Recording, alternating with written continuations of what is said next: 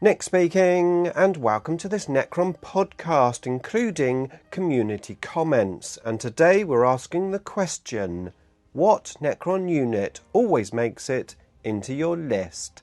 And it's coming right up. Necrons! Okay, so today we are going to have a look at your Necron auto-include units. I'm going to run through your comments and then I'm going to discuss my units that I prefer to bring at the end. So, hit the like button and let's do it. Okay, so first of all, it's BSU3000 who says, Doomsday Arc. For all the pain of building and painting it, it damn well makes it into every list. And yes, of course, the Doomsday Arc, I know some people have had issues with the build. Some of the spines have been bent out of shape and stuff. I've built 4 and I've never had an issue. And I've actually magnetised mine as well. I've magnetised 2 of them fully, so I can totally change them from one unit to the other. And I've magnetised a couple of them partially so that I can still make them both units, but without too much hassle. What I do is link both of those videos up for you in the description below so you can check them out. But yeah, the Doomsday Arc, let's face it, is a pretty decent unit at the moment in 10th edition. It's pretty durable, it's got that big gun, it's a blast template, so it can deal with the anti-infantry at range as well as big heavy armoured units. And you've got the Gauss Flayers on there as well for some short range rapid fire anti-infantry. So overall it is a pretty decent unit. Morik Zero says, Transcendent Catan. I have 3 custom models and I love my girls. And I must admit, whenever I've played the Transcendent Catan, it's always done well for me. It usually survives a good amount of turns, and because of that teleport ability, it can get anywhere on the board and just cause problems. So I can't disagree, Transcendent Catan's really good at the moment. Gareth Holman 1050 says, Hexmark Destroyers, great little point scorers. And I agree. I mean, Hexmark Destroyers is one of my units that I play quite often because it could be used in quite a few different ways. You could just put it on your home objective with the lone op, or of course you could deep strike them in for secondaries. A really great unit with lone operative and the Overwatch ability with those 6 guns. It doesn't necessarily always kill a lot, but it can certainly score points. KND 1986 says, the Tomb Blades. Now, I've been playing Tomb Blades recently. I haven't played them a lot in 10th edition, but certainly recently. And I must admit, they performed better than maybe I thought they were going to. They are very fragile, there's no doubt about that. But with the shoot and scoot ability, that is actually pretty powerful, can really help you get into places that you need to be to hide them or to score points. Definitely a nice little unit. Grazeku666 says, Locust Destroyers. I love them, especially with the Lord, but I am a Destroyer fanboy, so any hatred-driven killer robots is fun for me. I think we all love some Destroyers, to be honest with you. But yeah, Locust Destroyers, I mean, with the Lord, they're pretty decent, aren't they? Especially in the Hypercrypt Legion. Teleporting down to get those re-rolls each turn is really nice. Sejic4702 says, Ophidian Destroyers. Really interesting, this list so far. I'm sure we will get some duplicates. But at the moment, everyone's choosing different units, which I think is great for the Codex. It's great for Necrons. Obviously, some people are choosing these units because they just love the models, they love the unit, not necessarily because it performs the best, but it's great to see a different amount of units being chosen. Ophidian Destroyers, I mean, I must admit, I don't play them that often, but they've not really disappointed me when I have played them. And then Nicolo6865 says, Xerus, Illuminor Xerus, of course, yes, especially if you're playing infantry heavy armies, he's a good choice. Gothead420 says, Immortals are the backbone of most of my armies right now. And I think that's quite key there because things do change. As we know, they change pretty much every 3 months. And when they do change, it can change which units you take. But Immortals, I mean, you can take Immortals, just a very small unit, put them on your home objective, or a bigger unit supported by characters, and they can do a lot of damage. They have a lot of output. I always feel like I wish Immortals had 2 wounds, because sometimes a unit of 10 can be sort of shot to bits quite easily, and I just feel if they had more wounds, a little bit more like Lich Guard and Praetorians, they might be better. But yeah, it's still a good choice. John Adam 4117 says, I'm a big vehicle, a big monster person, so any Catan.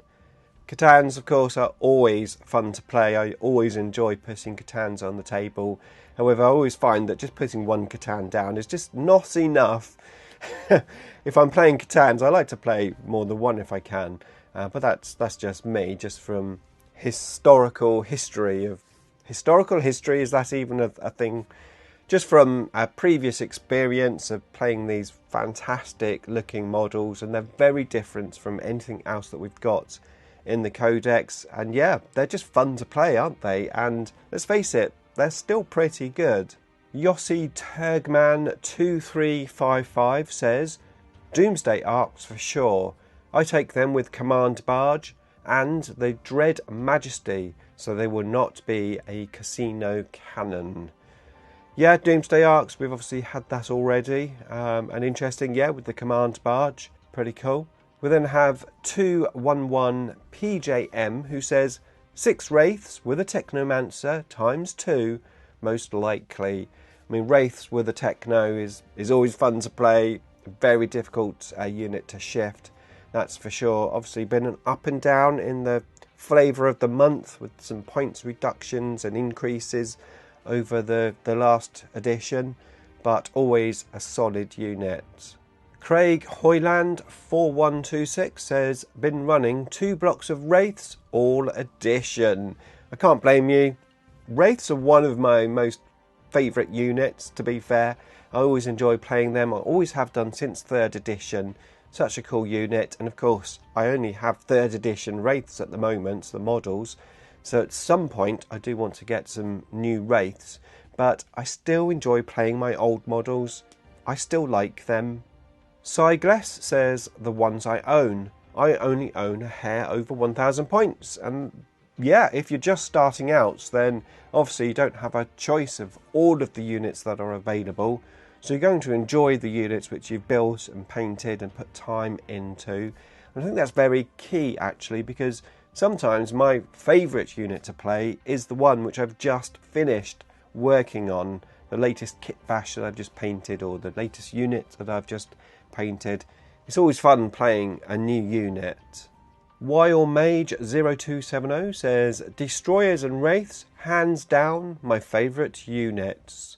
We have Eric Boagalog... Yeah, I can't pronounce that. Eric 8591, the Nightbringer. Can't blame you, especially when we get this new cool model.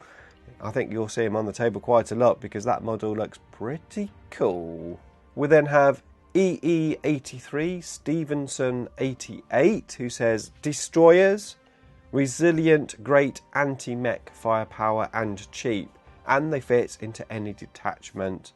And I suppose that's another thing as well. It does depend on your meta. If you're playing the same opponent all the time, who has the same army, so if you're playing against Space Marines all the time, sometimes that can influence the units that you take, because obviously you're not going to take units which aren't really going to do that well against them. So yeah, another fair, valid thing to say, I think. Laserbeam Hawkins says, Seraptic heavy construct whenever I can, usually 2 to 3k armies, especially as I have a sneaky suspicion it will be removed in the next edition. Not competitive at all, but I love it. It is a very cool miniature, as you say. I mean, I'm playing at the moment only up to 1,000 points with my son, so I haven't shown him the Seraptic yet, but we will be moving up in points and he will be seeing that on the table at some point. I mean, there's a very good chance, isn't there, it's going to go to Legends. Let's face it, it's probably going to happen. I really hope it doesn't, but the chances are it probably will. Ethan Rodriguez Gomez says, I always use Triarch Stalkers. They are incredibly tanky for their cost, and they can pressure your opponent early because of the Scout's 8. It's true. I mean, I've used Triarch Stalkers quite a lot as I've been showing my son all the different Necron units in our sort of fun games that we've been having. And the Triarch Stalkers, whilst his Tau can seem to take them down really easily, they do certainly put the pressure on, and having that scout ability, getting onto those objectives early, is pretty nice. Brandon Pierce 4615 says 20 Necron warriors with Orokin. And yeah, of course, Orokin giving the warriors that 4+ invulnerable save is really nice, especially a big unit of 20. And of course, you could throw in an Overlord or something in there with a Resurrection Orb. It can be a hard unit to take down. And if you like playing warriors, which I know a lot of people do, I personally don't play warriors a lot these days. I think it's because in the old days, like 3rd, 4th, 5th edition, I was playing a lot of warriors. I mean, it was the mainstay of the army. You had the force organisation charts where you had to start with a character and 2 units of warriors. You had no choice. You had to have 2 troops. Immortals weren't a choice because they were an elite's choice, not a troop's choice. So these days I don't tend to play them unless I'm playing more of a themed list. But certainly 20 warrior blob, really nice. Dirty Blonde 1011 says Transcendent Catan. Everyone thinks they have a plan until that beast starts teleporting around and mounting darn near everything and stealing objectives. I always take the minimum I'm allowed per game size. Can't blame you. Transcendent Catan, a great choice, and whilst I don't play it every game, I like playing it. We then have Pharaon Gargi, who says, recently, Imitech. Love his new +1 to CP each round. It's strong in each detachment. And it is, if you're going to stick him in a nice safe place, maybe on your home objective, and then just farm those CPs, that is really useful. I just wish he had a Resurrection Orb so you could put him in a unit of warriors or immortals and push him maybe up front a bit more, make use of his storm ability for those mortal wounds, but certainly getting those extra CPs is really nice. So those were the comments from my community tab. I'm moving over to Instagram now. I am on Instagram if you're interested. I will link that in the description below for you. We've got Dave Hammer 40k who says warriors. We have Warhammer Pod who says the Scorpic Lord at the moment. And I have to admit the Scorpic Lord, either by himself or with a unit of Scorpex, always seems to perform well for me. Weird Duck Wrong Painting says Immortals. The Brush Breaker says the Night Scythe. And George's Miniatures Hobby says Gary. Pass. We've got Sevikar who says the Hexmark Destroyer, aka the Gloctopus. I start every list with one of them, sometimes 2, especially Awakened or Hypercrypt Legion. We have Divinerd who says, I don't think I've ever run a list without destroyers. And Necron says Death Marks, which I'm pleased to see that someone said Death Marks. I saw the comments from you guys, and I have to say, first of all, a massive thank you to everyone that did comment, but wow, what a variation of units that you've selected. Really, really interesting. But what units do I always take in my lists? Actually, I've been thinking about this quite a lot, and there is no real definitive unit that I auto include in my lists, because it really does depend on what lists I'm making. First of all, which detachments I'm in.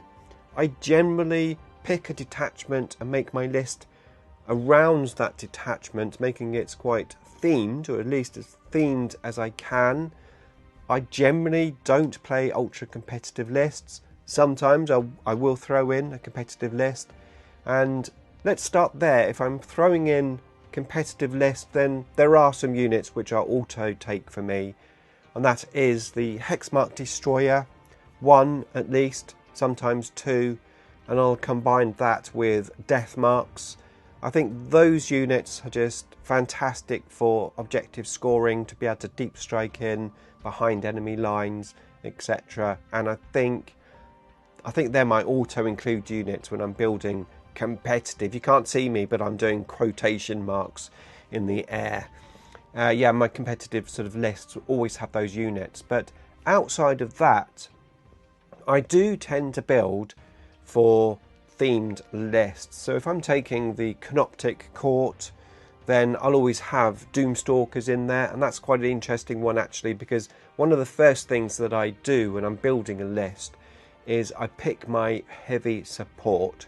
So if it's Canoptic Court, it's always 2 or 3 Doomstalkers, depending on obviously the points cost.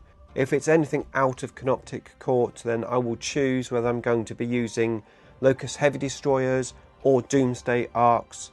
Occasionally I will do a mixture of the two, but usually I'll stick to those units, generally 2 units of each, sometimes 3 units of each, but those are the units which I generally pick first. Outside of that, then I will generally just play the units which either I'm feeling that I would like to play them. It's like, oh, I really want to play Lich Guard, for example. So I'll make a list around Lich Guard. I don't tend to have units which always make it into every list that I have, purely for the fact that I like to mix things up to make things interesting and fun for not only myself to play, but my opponents, because I tend to play the same opponents all the time. So it's always good to play different units. There are some units which you will see me select probably more often. I mean, if I'm in Canoptic Court, I'm always taking Wraiths.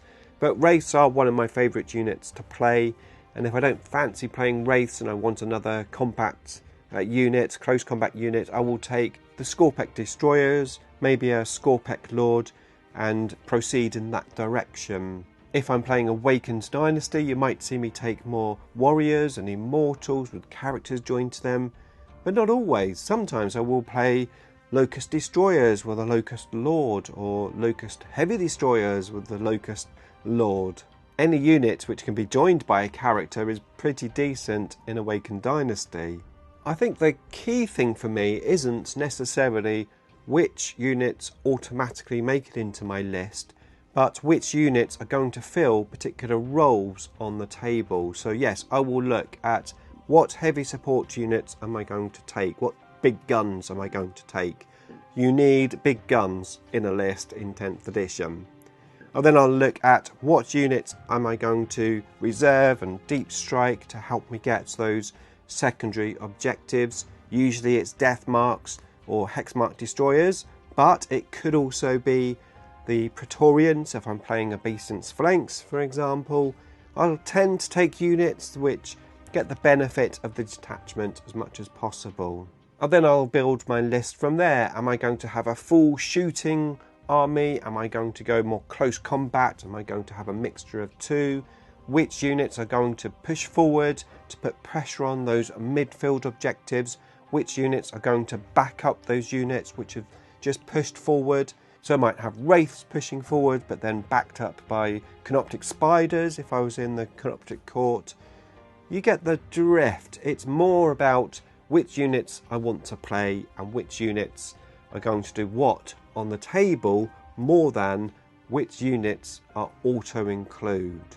And I have to say, whilst I have over the last year or so complained a little bit about 10th edition being quite samey and a little bit boring, let's say, I must admit that this is the good thing about 10th edition, is there are no real auto-include units as such.